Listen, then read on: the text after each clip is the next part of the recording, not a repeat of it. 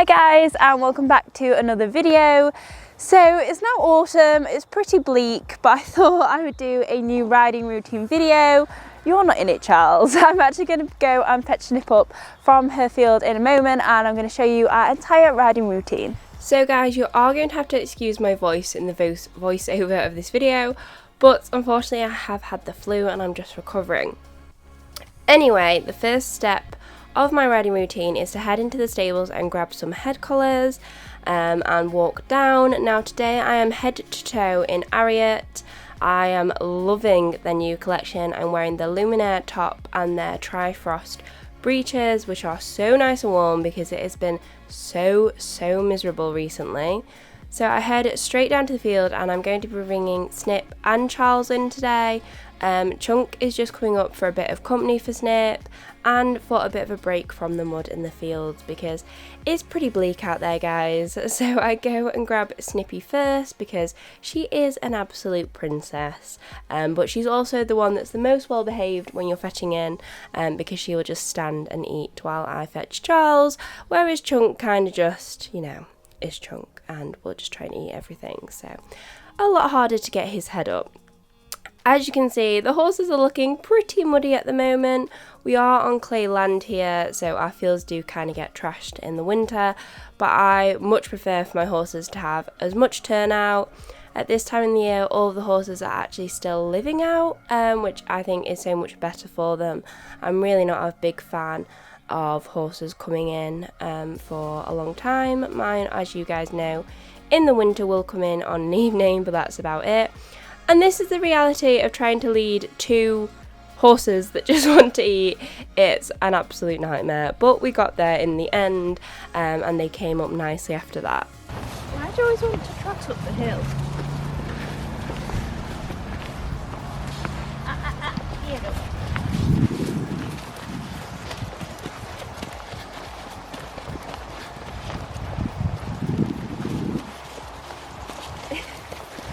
Snippy.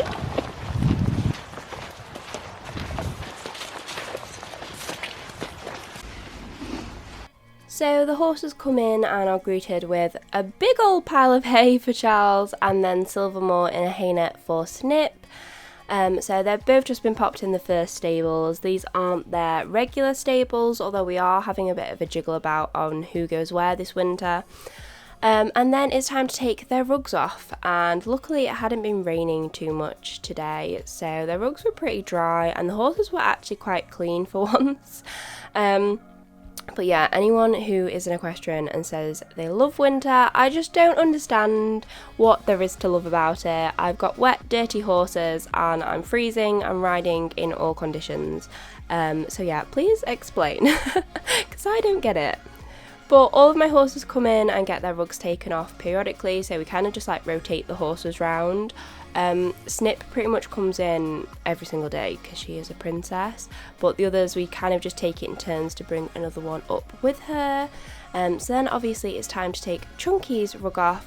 Now Charles is actually sadly leaving for his new lone home soon, guys. I'm sad, but I'm also very happy for him because it means he'll be ridden a lot more and enjoy a lot of hacking. But this is one of the sort of last videos you'll see Charles in, although I will do an update video for you guys very soon on everything like that. And then it's on to picking out their feet. Now you'll notice when I pick out their feet, because their feet and legs are so muddy, I pop on my Wolfwear waterproof riding gloves, and these are great because you can just pop them under the tap afterwards and just wash all the mud off, and it saves your hands getting super dry and cracked from washing them all the time. So there's a little tip for you.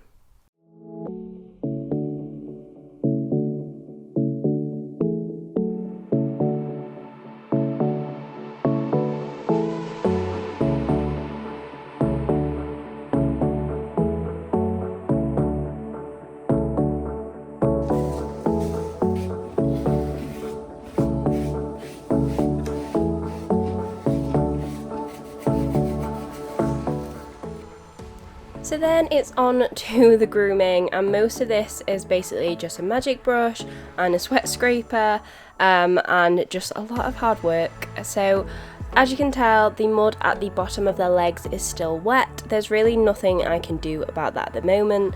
I don't wash it off because that is more likely to cause mud fever if you wash it off all the time and leave their legs wet. So I kind of leave it I had a sneeze. I kind of leave it and it will dry as I ride, and then I brush it off before I turn Snip out. She absolutely loves getting loads and loads of mud around her girth area and under her belly, and it's the most irritating thing in the world because it takes me so long to get it out, and I basically have to just like squat underneath her to try and get all this mud off. But to be fair, today she wasn't actually too bad in general. She is definitely setting that winter coat. I haven't yet clipped her, and to be fair, it'd make my life easier to clip her because then I could just like hot cloth her and keep her a lot cleaner. But at the minute she's not in a huge amount of work, so it's not really worth it. She loves coating her hocks in mud. Like, I don't know what it is. She can come up with not a speck of mud on her, but those hocks will be filthy. I can guarantee it.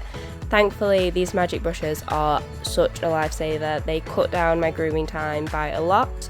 But yeah, as you can see, I kind of just do what I can, and especially if I'm a little bit in a rush to ride or anything, but I always make sure that obviously everywhere the tack goes is nice and clean, and the rest we get to eventually. But yeah, her legs, I will practically be doing most of the bottom of her legs after she's been ridden.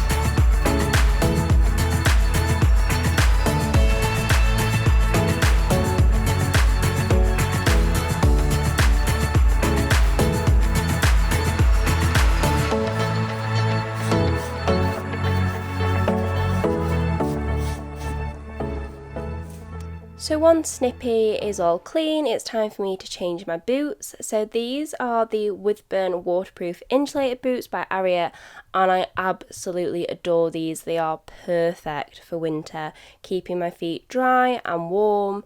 And then popping on another pair of Ariat boots, which are the Palisade Lips in Mahogany.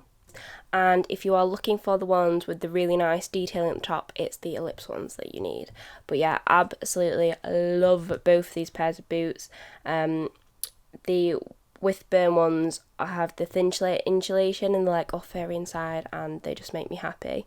And then it's on to my hat. Now, as you guys know, I'm a big lover of the carbon hats. This is one of my newer ones, I think. I can't remember which one it is. I've got that many of them. But it's a navy, I think it's the snakeskin one. And then go and grab Snippy's tack. Now, we are going pretty simple today. We're going to be doing flat work, so dressage saddle is out, and my Expert Bits bridle, of course, so take that down to her.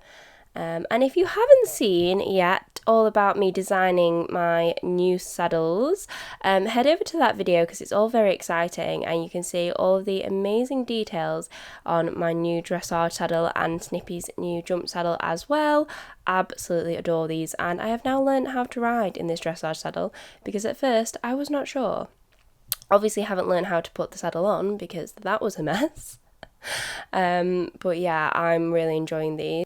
We have still got the third girth loop on, that'll be coming off in the next saddle fitting, just in case we needed to move it all. And yes, there we go. Finally sorted out that saddle pad. She's wearing the Woof Wear saddle pad today, just at a nice white dressage square. And I can't remember what her girth is. This girth goes on so many of our horses because they just all really like it, but I cannot remember what it is. And then it's time to put her bridle on. Now, this is Snippy's least favourite part of being tacked up because it means she has to stop eating, which for Snip is a big ask. So we give her a moment to finish chewing her mouthful of hay, pop in her bit and bridle, and also if you want to see how we decided which bit and bridle was best for Snippy, I'll also link in the description the link to that video where Lisa from Expert Bits came out, and we did a lot of work on finding the perfect bit for Snip, and she goes really lovely in this one, so I'm really happy with that. Then just adjust everything up. She has it all quite loose because she's a very sensitive girl, especially when it comes to her flash, but she definitely needs it on because otherwise she would go around with her mouth wide open. Anything to avoid a snipping. I'm trying to grab a little bit of hay there, I see, and that's us ready to rock and roll. As you can see, enthusiastic as ever. Her walk is just the slowest thing in the world, bless her. She's such a little cutie. But let's jump on board and get warmed up.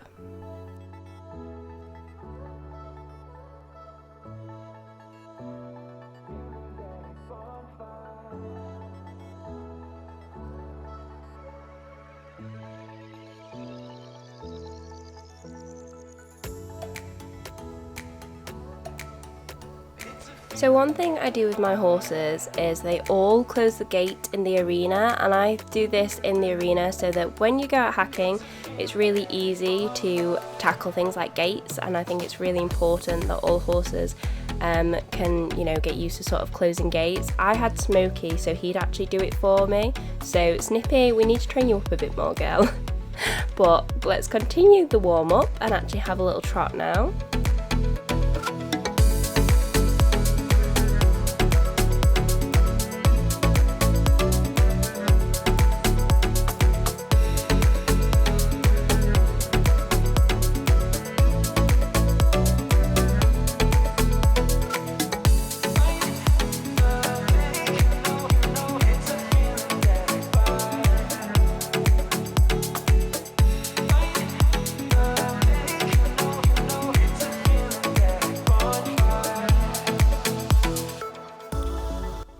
So the first part of the warm-up with Snip and Trot is always asking her to engage her hind end and getting her moving forward. She was quite forward today, to be fair, but I really want that hind end stepping under her. Now once I feel I've got that, we then move on to transitions, and we do lots and lots and lots of walk and trot transitions, down and up. And this is to encourage her to soften, because sometimes Snip can come in and be quite hard in her mouth.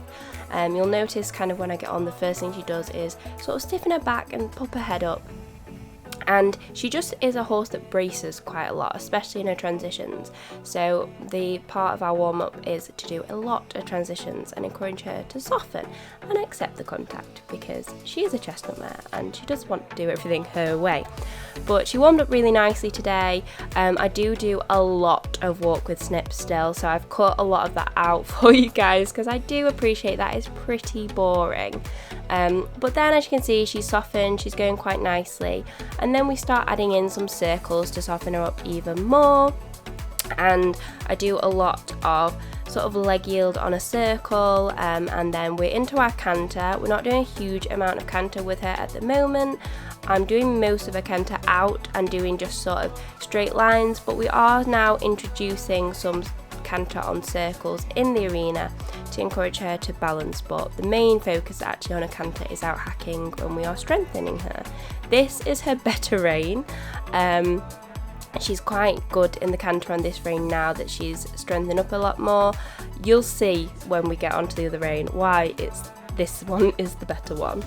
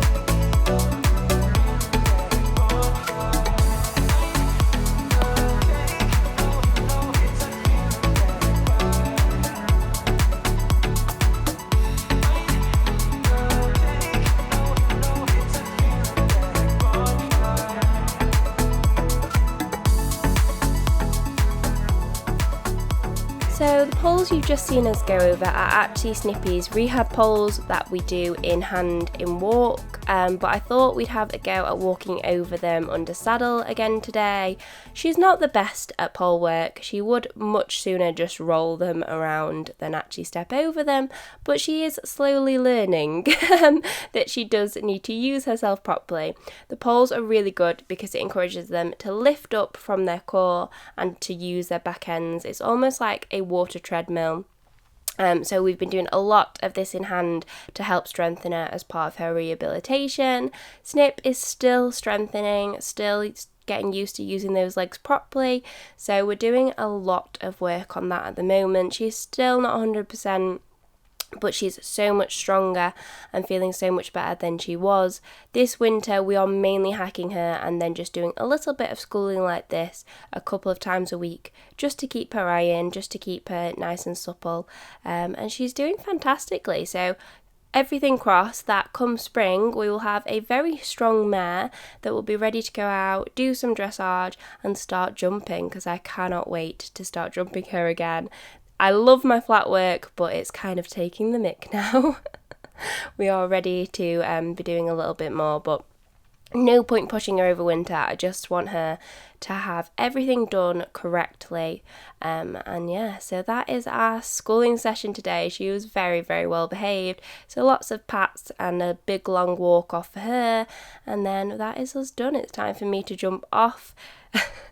She always does this when she finishes. She just kind of stands there and like plays with the bit.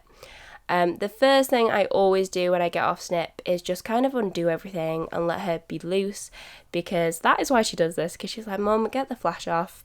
Even though it's loose on her, she's just a bit of a princess, bless her. And then Chris giving her lots of head scratches while I undo the girth.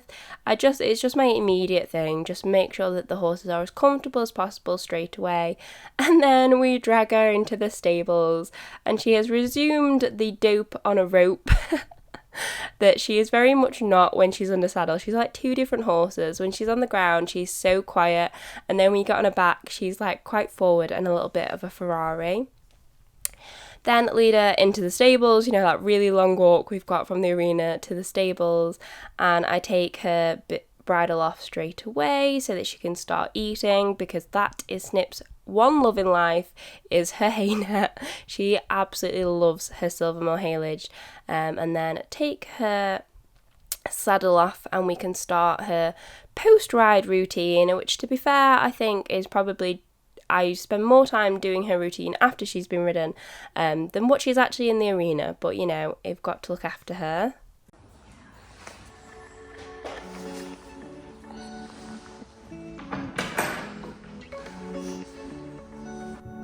So the first part of my post-ride process is to give Snip a groom again, but this time we're using a body brush, and the main point of this is to brush off everywhere where her tack has sat, especially the girth region. She's not doing enough work to actually sweat up at the moment, so she doesn't need to be washed off, but I like to give her a really good groom and obviously brush off her legs, which have now dried a little bit more from the mud. Normally I would also baby oil her legs and brush that into the skin to help repel the mud, but we've actually run out, so we're not doing that today. Just brushing off all where her tack's been, and I brush off all of her face as well, but I didn't really film that. And then I go and grab her equilibrium massage pad. That was difficult for me to say at the minute. This is great. So I use this sometimes before I ride to warm her up, and then I use it after I ride to cool off her muscles. Snippy's just a little bit sensitive, so I make sure that we do everything we can, and it's just nice for her to have a lovely massage for half an hour. So I pop this on her, make sure she's got plenty of hay, and she basically just chills in the stable for half an hour. I wish I could have a daily massage. That would be lovely. So we pop this on, and it's pretty secure. You can sort of adjust the strap so that it stays in place. And I pop Snip on a medium setting. This is just what I've always used on her, and she seems really happy with it. In fact, 9 times out of 10 she actually goes to sleep with this on. So once I pop that on, I then put her Arc Equine on. Now the Arc Equine, basically, I think I was speaking about it before, but if you don't know, it generates microcurrent, which then stimulate your horse's body and basically stimulates a natural repair process. So it acts in two ways. It acts as a pain relief, and it also acts to stimulate tissue repair. Now, I used this early on in Snip post-surgery, and I really do believe it works, and I'm popping it on her now just to assist further with her rehabilitation. So that goes on, and we are on week 2, which is 50% pain relief, 50% tissue repair, and then I pop an equilibrium boot on top just to stop her knocking it off her leg and to protect her leg and the device, because then it's time to turn her out back into the rain. Sorry, Snippy. And there we go, that is the end of my riding routine. Thank you guys so much for watching. Don't forget to subscribe, and I'll see you all next week for another video. Bye guys!